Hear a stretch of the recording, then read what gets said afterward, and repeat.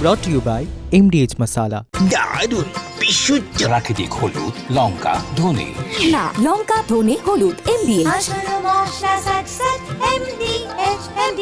দুরন্ত দুটো নিয়ে আমি সব্যসাচী আছি আপনাদের সঙ্গে। আর শুরুতে যে খবরে চোখ রাখবো তপসিয়ায় তৃণমূল কার্যালয়ে, সেখানে ঋতব্রত শিবিরের স্বাধীনতা দিবসের অনুষ্ঠান চলছে।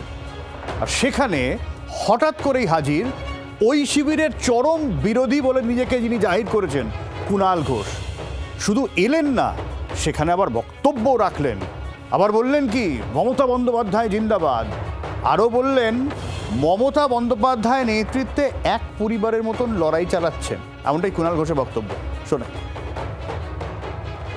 প্রত্যেক বছরের মতো এবারও দেশ জুড়ে পালিত হচ্ছে, বাংলা জুড়ে পালিত হচ্ছে এবং মমতা বন্দ্যোপাধ্যায়ের নেতৃত্বে সর্বভারতীয় তৃণমূল কংগ্রেস আমরা বরাবরের মতো পালন করে আসছি সারা বাংলা জুড়ে।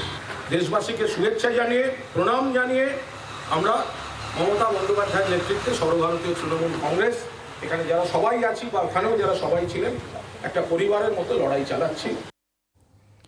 শ্রেয়সী রয়েছেন আমাদের সঙ্গে এই মুহূর্তে টেলিফোনে, আমাদের প্রতিনিধি। শ্রেয়সী, কুণাল ঘোষের যা রকম সকম দেখে বারবার মনে হয় যে কুণাল ঘোষ আসলে আছেন কোন শিবিরে, এই শিবিরে না ওই শিবিরে। উনি তো মোটামুটি একটা ব্রিজের মতন কাজ করছে মাঝে মধ্যে মনে হয়।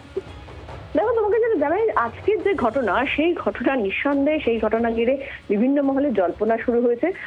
এক্ষেত্রে তোমাকে জানাই যে এক্ষেত্রে কুণাল ঘোষ, এক্ষেত্রে যে তপসিয়ার যে ভবনটা, সেটা অর্থাৎ যেটা মেট্রোপলিটনের যে তৃণমূল ভবন, সেই ভবনে এই মুহূর্তে কিন্তু ঋতব্রত শিবিরে যারা নেতারা তারা কিন্তু প্রতিদিন বসেন এবং সেখানেই কিন্তু কার্যত আজকে স্বাধীনতা দিবসের অনুষ্ঠান চলছিল এবং সেই সময় কুণাল ঘোষ সেখানে হঠাৎ দিয়ে পড়েন। কার্যত তিনি হঠাৎ গেলেন এবং শুধু গেলেন না, সেখানে দেখা গেল তাকে তিনি শ্রদ্ধা জ্ঞাপন করছেন এবং তারপরে সেক্ষেত্রে তাকে বলতে বলা হয় এবং সেই বলার সময় তিনি স্পষ্ট বলেন যে এক্ষেত্রে বিজেপির বিরুদ্ধে একরাশ তিনি তার যে অভিযোগ বা তাদের যে বক্তব্য, সেই বক্তব্য পেশ করেন। অনন্ত মহারাজকে গ্রেফতার করতে হবে বলেন। পাশাপাশি খুব উল্লেখযোগ্যভাবে তার বক্তব্য তিনি শেষ করেন এই বলে যে মমতা বন্দ্যোপাধ্যায়ের নেতৃত্বেই কিন্তু সকলে এক পরিবার হয়ে লড়ছে। আমি একটা বিষয় তোমাকে একটু আটকাচ্ছি। দেখো, আমি পাশে কোহিনুরকেও দেখতে পাচ্ছি। একেবারে ভোটের পরে কোহিনুরের গরম গরম বক্তব্য তোমার মনে থাকবে। তো এখন এরাও তো বলেছিল ঋত শিবির যে মমতা বন্দ্যোপাধ্যায় উপদেষ্টা, তার নেতৃত্বে লড়াই করছি। কুণাল ঘোষও বলছেন। তাহলে কি কোথাও গিয়ে কুণাল ঘোষের শিবির বদলানোর একটা হাওয়া, এই জল্পনা কি এতে আসছে? তিনি নিজে সেটাকে নস্যাৎ করছেন। তার বক্তব্য হচ্ছে যে তিনি এক্ষেত্রে কালীঘাট তৃণমূলের যে কর্মসূচি ছিল, অর্থাৎ যেটা একেবারে তিলজলাতে যেখানে তৃণমূল ভবন রয়েছে, সেইখান থেকে যখন তিনি ফিরছিলেন তখন তিনি এটা দেখতে পান এবং এই অনুষ্ঠানটা দেখতে পান। যেহেতু বেলেঘাটা তার নিজের বিধানসভা ক্ষেত্র, সেই জন্য কার্যত সেখানে তিনি নেমে যান এবং মমতা বন্দ্যোপাধ্যায় জিন্দাবাদ এই শব্দ বলে তার যা বক্তব্য, সেই বক্তব্য তিনি রেখেছিলেন। ফলে শিবির বদলের সম্ভাবনা তিনি কিন্তু কার্যত নস্যাৎ করছেন। যদিও একসঙ্গে চলার কথা তিনি বলছেন, অন্যদিকে অরূপ রায়, ঋতব্রত শিবিরের যিনি চেয়ারপারসন, তিনিও কিন্তু বলছেন একসঙ্গে চলার কথা। কিন্তু সেক্ষেত্রে তাদের চলার পথ অন্য কারোর সঙ্গে নতুন ভাবে মেলাতে তিনি যে রাজি নন, সেই বিষয়টাও তিনি স্পষ্ট করেছেন তার বক্তব্যের মধ্যে। অনেক ধন্যবাদ শ্রেয়সী। আর ঋতব্রত শিবিরেরই অরূপ রায়, তিনি কি বলছেন শোনাই। এসছেন আমরা আমাদের ভদ্রতা দেখিয়েছি, তাকে মালা দেওয়ার জন্য সুযোগ দেওয়া হয়েছে। তিনি তৃণমূল কংগ্রেস কর্মী একজন। বলছেন যে একসাথে লড়াই, একই ইস্যুতে লড়াই। না, আমরা তো চাই একসাথে লড়াই করতে, আমরাও চাই একসাথে লড়াই করতে। তবে পরিস্থিতির পরিবর্তন হয়েছে। আমরা যে সমস্ত কর্মীরা আমাদের সঙ্গে আছেন, আমাদের সঙ্গে কাজ করছেন, তাদের নিয়েই আমরা কাজ করব আগামী দিনে। যদি আসতে চান, সেটা পরবর্তীকালে সিদ্ধান্ত হবে। আচ্ছা, আমরা দেখলাম যে ওখানে চন্দ্রিমা ভট্টাচার্য সেই সময় বক্তব্য রাখছিলেন, যে সময় কুণাল ঘোষ মাল্যদান করলেন। অরূপ রায়ের বক্তব্য তো আমরা শুনলামই। আর এখন গোটা বিষয়টা ফলে প্রশ্ন উঠছে যে কুণাল ঘোষের কি অবস্থান। যদি আমরা কুণাল ঘোষের পলিটিক্যাল স্টাইল যেটা দেখেছি, যে তিনি কোথাও গিয়ে একটা সৌজন্যের রাজনীতি করছেন বলে দাবি করেন এবং সৌজন্যতার বেশ কিছু নজির তিনি সামনে এনেছেন এবং সেক্ষেত্রে সমস্ত রাজনৈতিক দলের সাথেই তিনি যে কমফোর্টেবল, সেটাও কিন্তু অনেকবারই কুণাল ঘোষের তরফে দেখা গিয়েছে।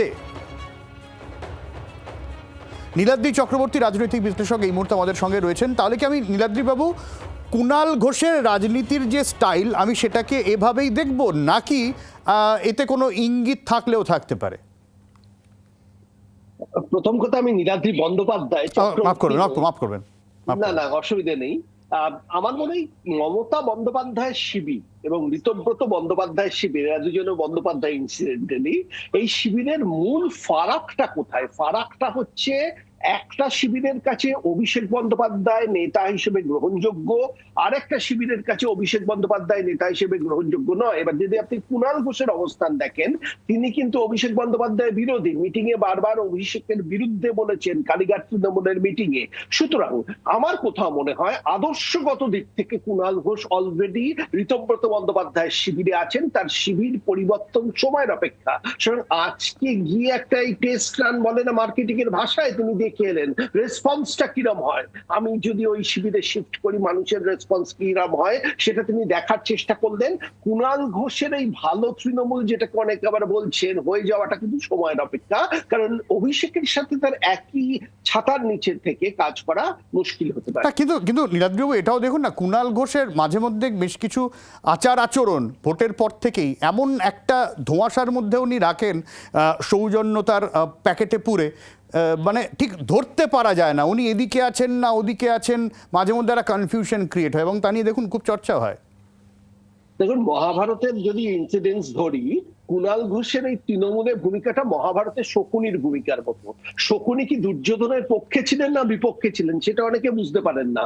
অনেকে মনে করে কুরু বংশের পতনের কারণ হচ্ছেন এই শকুনি, তিনি কুমন্ত্রণা দিয়ে পতনের পথ দেখিয়েছিলেন। এখন কুণাল ঘোষ আক্রান্ত হয়েছেন তৃণমূল সরকারের হাতে, এক সময় তাকে জেলে যেতে হয়েছে, তার প্রতিশোধ তিনি এইভাবে নিচ্ছেন কিনা সেটা আমরা জানি না। কিন্তু যেটা আমরা জানি, কুণাল ঘোষ বিভিন্ন ভাষায় কথা বলেন, কখনো তিনি অভিষেকের শিবিরে থাকেন, কখনো তিনি মমতার শিবিরে থাকেন, কখনো তিনি ঋতব্রত শিবিরে যাওয়ার সম্ভাবনা দেখান। সমস্ত কিছুর মধ্যে শেষ পর্যন্ত তৃণমূলের ক্ষতি হয়, এটা আমরা স্পষ্ট দেখতে পাচ্ছি বিভিন্ন ঘটনায়। একদমই, সঙ্গে থাকুন। আর স্বাভাবিক গোটা বিষয়টা নিয়ে এই মুহূর্তে তো জল্পনা চলছে যে কুণাল ঘোষ কি করেন তা নিয়ে। আর এদিকে মানে এই সমস্ত যে জল্পনা চলছে না, এই তৃণমূলের মধ্যে নানান রকম এমন বক্তব্য উঠে আসছে। যেমন আরেকজন রয়েছেন রচনা বন্দ্যোপাধ্যায়, তার বক্তব্য নিয়ে তো মাঝে মধ্যেই মিম হয়, ট্রোল হয়, কিন্তু এবার জোর চর্চা হচ্ছে এই জায়গা থেকে। একবারে সরাসরি রচনা বন্দ্যোপাধ্যায় একটা কথা বলে দিয়েছেন, তৃণমূল জিতলে তৃণমূলেই থাকতাম, তৃণমূল জেতেনি তাই এনসিপিআই হয়ে গেছি। একেবারে অকপট, খুব ভীষণ সহজ সরল স্বীকারোক্তি। তিনি বলছেন ডবল ইঞ্জিন সরকার ছাড়া উন্নয়ন সম্ভব নয়। আবার এটাও তিনি বলছেন যে আরবানা নিয়ে ওই যে মন্তব্য ছিল যে আরবানা থাকতে গেলে যোগ্যতা লাগে, ওটা নিয়ে মন্তব্য না করলেই হতো এখন মনে হয়, এমন রচনা বন্দ্যোপাধ্যায় বলছেন। একটু শোনাই বক্তব্যগুলো। তৃণমূল সরকার আবার জিততো, তাহলে আপনার অবস্থানটা কি হতো? তৃণমূল হেরে গেছে বলে আপনি চেঞ্জ করলেন? যখন তৃণমূল ছিল তখনই আমি সেন্ট্রালের সাপোর্ট ছাড়াই কোনো কাজ করতে পারিনি। দিদিও বলেছেন যে সেন্ট্রাল না আসলে আমি টাকা দিতে পারবো না, আমাদের স্টেটের টাকা স্টেট থেকে আমি সাহায্য করতে পারছি না, তখনই দিদি বলেছেন। আমরা সাংসদ কোটা ছিল তো, সাংসদ কত করতে পারি? 4 কোটি 90 লক্ষ টাকা 7টা বিধানসভায় কি হয়? কিছুই হয় না, একটা ব্রিজও তৈরি হবে। আমি বিধানের কাছে যাবো, আমাদের প্রতিনিধি বিধান। আমার তো ব্যক্তিগতভাবে তো রচনা বন্দ্যোপাধ্যায় যা বলেছেন খুব একটা খারাপ লাগেনি। ঠিকই, তৈরি করা টাকায় কী হয়, সেন্ট্রালের সাহায্য তো দরকার। এখন যদি সত্যিই মমতা বন্দ্যোপাধ্যায় ওনাকে বলে থাকেন যে সেন্ট্রালের সাহায্য ছাড়া কাজ করা সম্ভব নয়, তাহলে তার আমলে সাংসদরা কী করছিলেন সেটা নিয়ে যেমন প্রশ্ন ওঠে। আমি একটু ওখানকার তৃণমূল কংগ্রেস কর্মী যারা এখনও মমতা বন্দ্যোপাধ্যায় সমর্থন রয়েছেন তাদের মধ্যে রিয়াকশন কী দেখছো?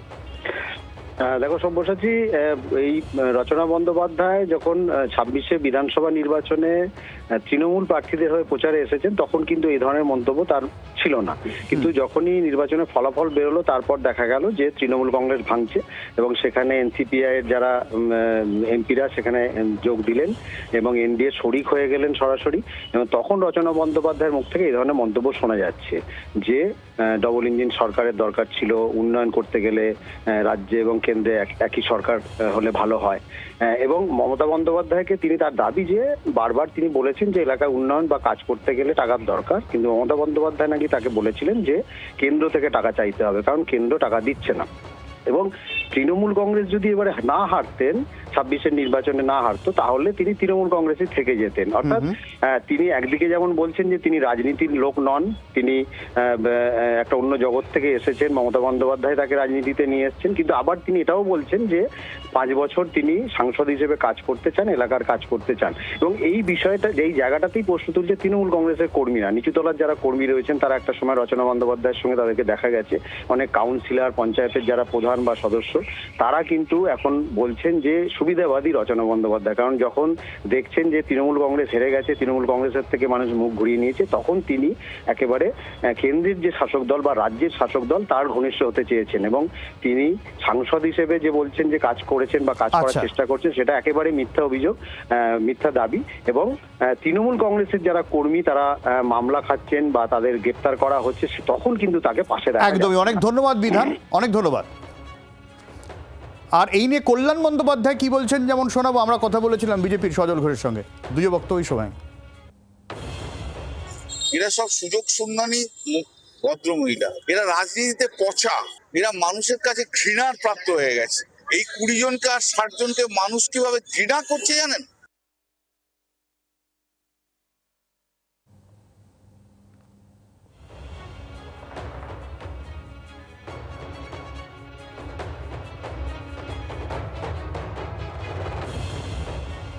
এটা কিন্তু honest confession.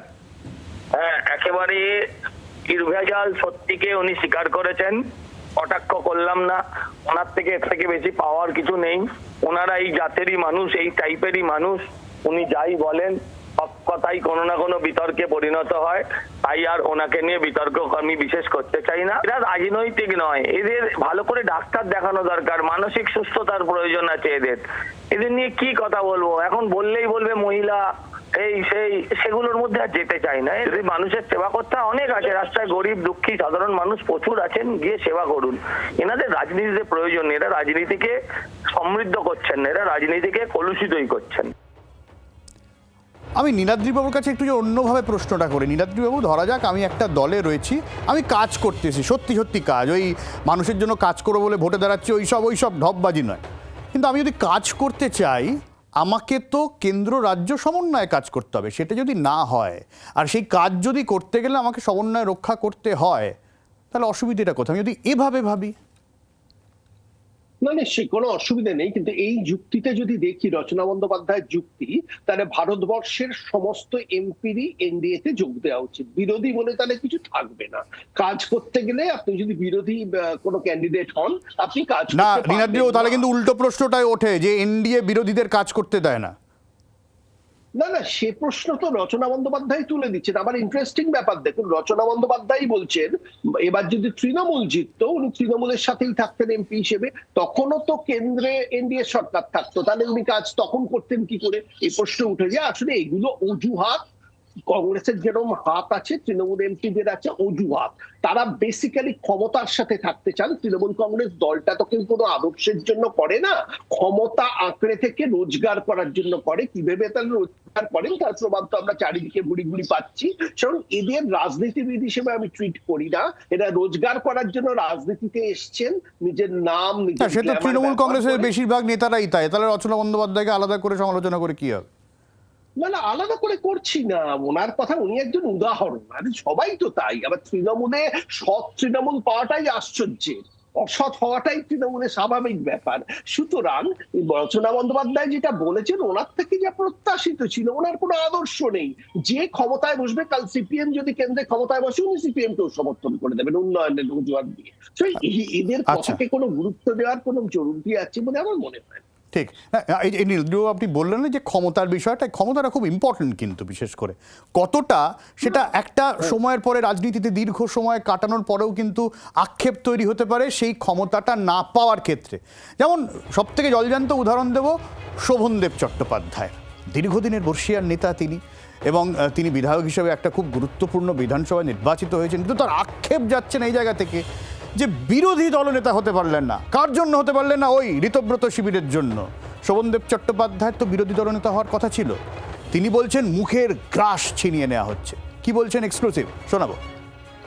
Chattopadhyay Paschimbanga supreme court একটা রায় দিয়েছে, সুপ্রিম কোর্ট রায় বলছে এ gang of MLS is not a party. Party যে অরিজিনাল পার্টি থাকে, পার্টি থেকে রেকমেন্ড করতে হবে। পার্টি থেকে তো রেকমেন্ড ওকে করা হয়নি, পার্টি রেকমেন্ড করেছে আমার নাম। Even number is not factor. দলের লিডারে যাকে নাম রেকমেন্ড করবে দল, সেই হবে বিরোধী দলনেতা। কেন এই আক্ষেপটা বারবার শোভনদেব চট্টোপাধ্যায়ের মুখে সামনে আসছে? মনে থাকবেন একেবারে শুরু থেকে এই ঘর না পাওয়া নিয়ে তিনি স্পিকারের ঘরের সামনে তিনি আর কুণাল ঘোষ বসে পড়েছিলেন। অপ্রাসঙ্গিক বোধ করছেন কি শোভনদেব চট্টোপাধ্যায়? একটু বোঝার চেষ্টা করি। অয়ন রয়েছেন আমাদের সঙ্গে সরাসরি। Ayan,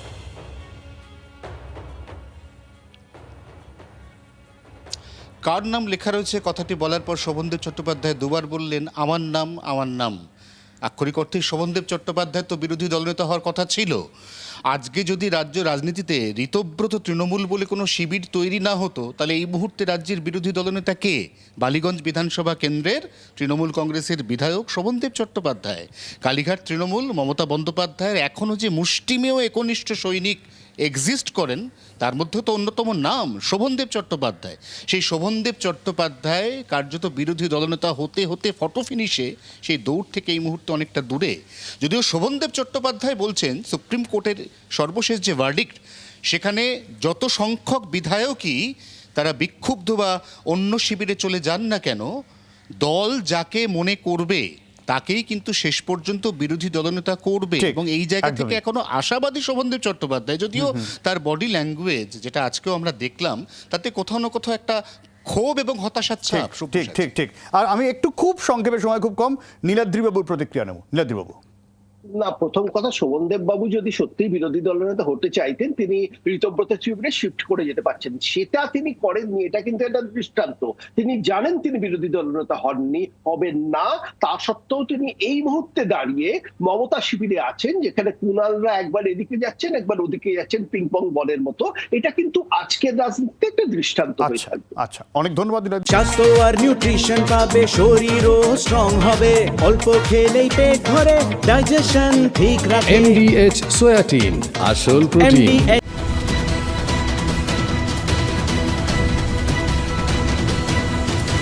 Brought to you by MDH Masala।